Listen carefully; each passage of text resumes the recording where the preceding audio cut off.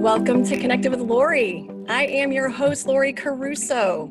This is our first episode. I am so excited to start this podcast series, vlog series, because we're on video as well. And I have the perfect person that I will be with today who's helping me get started. And we're working this together.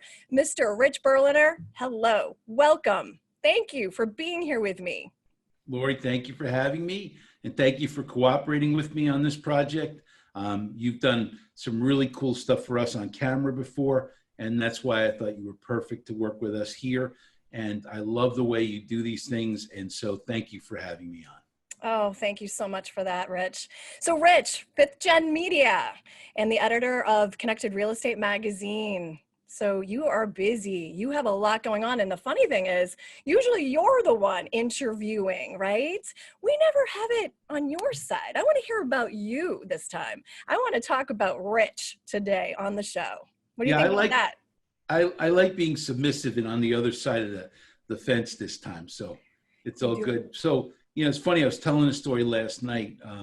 A friend of ours, a mutual friend of ours, Laurie, had one of these sort of town hall meetings and got a bunch of people together. And so I was telling a story the other day. I spent the first 35 years of my career, I shouldn't say the first, I spent 35 years of my career in the wireless space, building out cell phone networks. And we had an event, I ran a public company. We had an event with the company in 2010. And I kind of consulted for a while, and I was casting about for what to do. And I went to one of these in-building trade shows that were going on about 3 or 4 years ago. And I kind of had an inkling that they were talking about enterprise clients. And frankly, I didn't know what that was. So when I started to get an interest in and started to figure out what people meant by the enterprise client, I realized that wireless folks didn't know anything about real estate, and real estate folks didn't really know anything about our technology and what we were doing. So that's why I started Connected Real Estate Magazine. The company is 5th Gen, and our publication, our flagship publication, is Connected Real Estate Magazine. So I started with a print magazine because that was easy for me to figure out how to do. I had a couple of consultants, all of whom ripped me off at the beginning, but it was a great learning experience. And the magazine became the flagship, and then we put it up digitally. And from there, and I was telling this story, that's why I thought this was timely.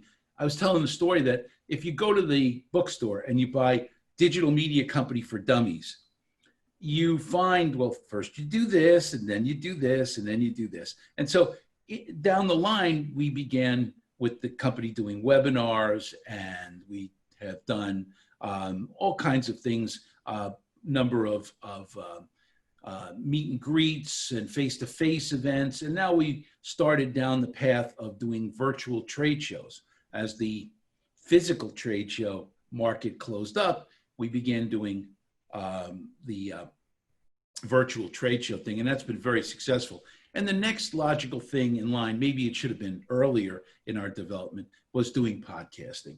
So you were really the perfect person to work with us. You look a hell of a lot better on camera and sound-wise than I do. And so that's why this was kind of a great marriage between the two forces. So, that's why podcasting is exciting for us, because it's the next logical step in our digital media march. And that's my story, and I'm sticking to it. Well, I love your story. It's absolutely just invigorating to hear how you got started. And I did realize, though, that every question that I had presented for you, you just answered it all. So you can tell that you do this for a living. That's all. So sure. No, this is good, because now I can lead into other questions we might not have had a chance to get to, correct? Yep. So, I mean, from the leap of faith that you took, being in the industry, obviously understanding our industry, and then realizing that you wanted to get into something more, something powerful, it's a huge leap for you. How did you feel when you were taking that leap? I can only imagine. It's so different. I have a buddy who was on this call last night, and he mentioned, sometimes it's really good for you to be in a learning situation And I said, boy, there's nothing better than being in a learning situation with no net. So if there's, if you can do nothing but either succeed or fail, you can't do it sort of halfway. And I said that, starting this was absolutely with no net. I knew nothing about the business other than, getting a couple of consultants, and I have a great Rolodex in the business. And so, but coming into a business and not knowing what you're doing is kind of creates the situation where you must learn. You must, wake up every day and read and learn and talk to people and understand what you're doing. I got lucky. I have a very strong number two, a fellow named Aaron Friedman, who is extremely bright and Yes. knew a hell of a lot more about this this business and certainly the digital and social media end of it than I. But he's been a terrific help to me in putting this all together. But the point is, I had to learn. When somebody said SEO, I'd have to go, okay, what's that? And if somebody mentioned something I had no idea about, I had to delve into it and learn. Again, I have a tremendous amount still to go, but we put together a nice company here to fill a role in introducing and being the educational outreach between wireless and real estate companies of all different types. So it was exciting, but scary. Scary is right. I can only imagine. And you have to kind of move and shake where you're at right now because, we're obviously changing the way we do business. I remember seeing you at events in person. Now we're here, right? But I would see you at events and I'd see all the magazines on the chairs and you were just huffing the magazines and everybody was like running to you for those magazines. But now, what do? I know that you're changing it up a little bit and we're becoming virtual and digital and, podcasting and things like that. But how do you change that so quickly? That's a great question. The answer is, again, thank goodness for Aaron, because he really came up with the idea for the virtual show. We found a good platform and we kind of made it work. But, it's an advantage and a disadvantage at the same time, having a very small staff. If I make a decision, I say, we're doing this, we're launched, we're doing it. On the other hand, when you want to do something, you can't look around for which of my huge staff people can I use to do this project. So it becomes incumbent that, if the printer breaks, you got to do that. And if you got to start up on a new project, you got to jump into that too. So, my role in the operation really is the sales and marketing part of it. So, convincing people that obviously they need to meet the other side, their alternate number, if you will, in a spying metaphor. But, they need to kind of find the people at the commercial real estate companies that can actually buy their products. So I'm the sales outreach to those folks. And so, it really means that we had to shift gears and move incredibly quickly. And we were the first ones out with a virtual show in April, I believe. But now everybody's doing them. The platforms exist. I guess the challenge is for us to continue to do them better and to do them more effectively with real information that people can use to run their businesses. And that's why I try to always question the commercial real estate people that are on my panels and all the things we do and say, what is the actionable item that someone should need to know about selling you or working with you? Awesome. So I hope that answered your question, Laura. It certainly does. So with that, obviously you being as connected as you are, and it's perfect considering Connected Real Estate Magazine, and I see Connected all behind you. So it's actually pushing that connection through. It's very, very important, as you're saying, to be out there and to be kind of that bridge, that gap, that bridge, you bridge, so to speak. And it's so critical because your information, which is critical information to get out there and provide to us from an educational experience, especially now where we're not together. It's very difficult to be able to get that communication out. So you're doing a great job. Rich, I'm going to take a short break. We're going to go through and have some advertisers come in here, and we will be right back after these messages.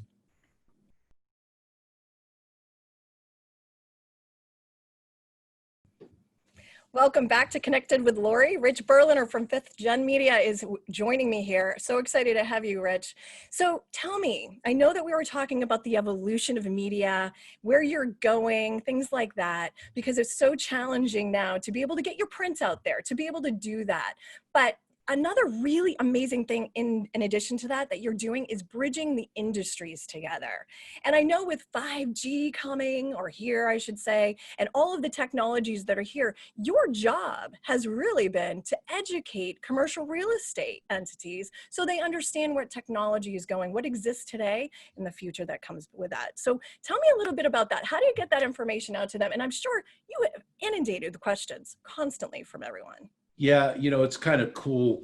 So one of the giants in the industry, a fellow named John Gilbert from Rudin Management in New York, they have something like 15 million square feet. And I was having lunch at the very beginning, and this is one of the loveliest, most genuine people that I've met in the industry. So he agreed to have lunch. We went into New York. I went into New York and had lunch. And we're sitting there talking, what do you think of this? What do you think of 5G? Tell me what it is, and I'll tell you what I think. That was a great line. Nobody knows what it is yet. So we were sitting there talking, just about to finish lunch, and we got up and I said, John, what do you think about CBRS? It's like, this was, a couple of years ago, 2 years ago. It was just at the very beginnings of it. He said, gee, I'm not aware of what that is. So I was able to go back to the office, send him a bunch of material.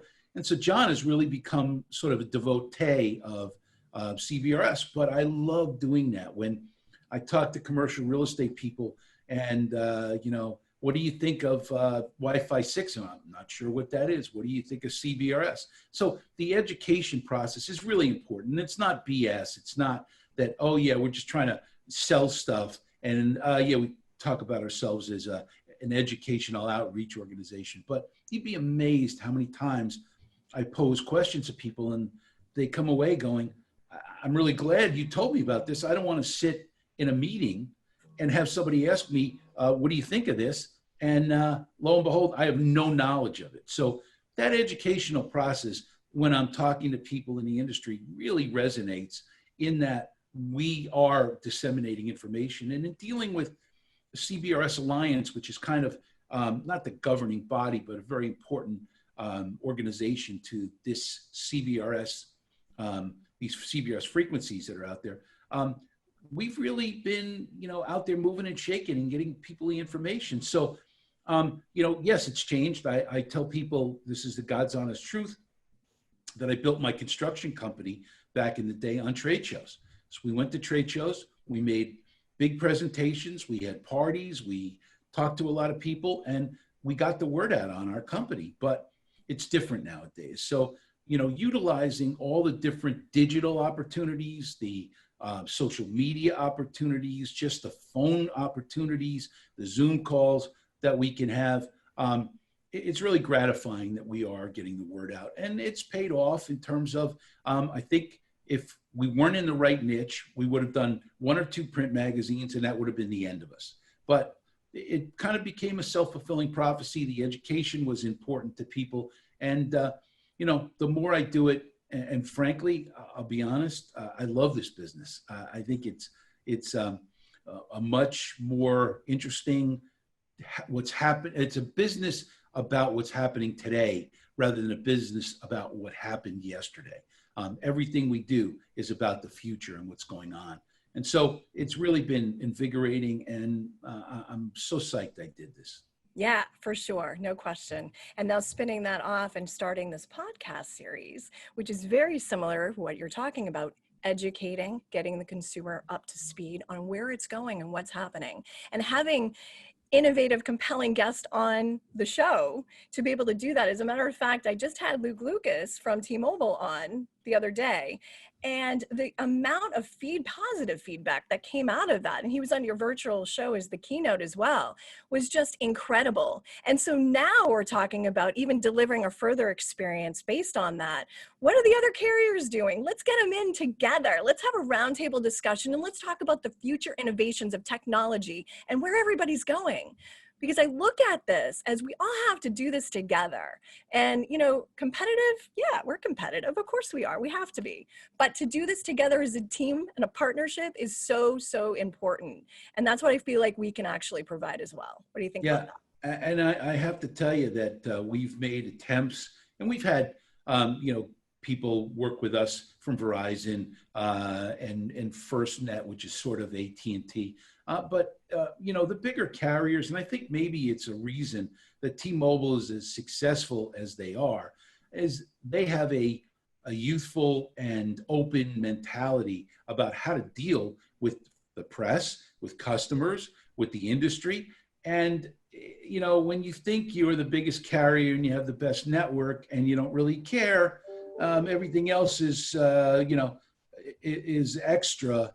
And so that's why it's difficult for us to pull the other established carriers in kicking and screaming.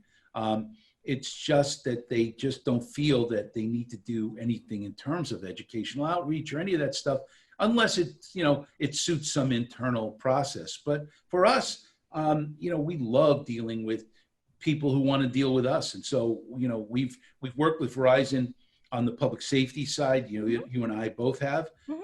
We've worked with AT&T on the public safety side too. But it's just, we'd love to have more from them. We'd love to be able to dialogue. It's just not as important to them as it seems to be to the uncarrier, to T-Mobile. Yeah, and you bring up a good point. I've been doing this as you have for a very long time, and I actually worked for the carriers for a great number of years.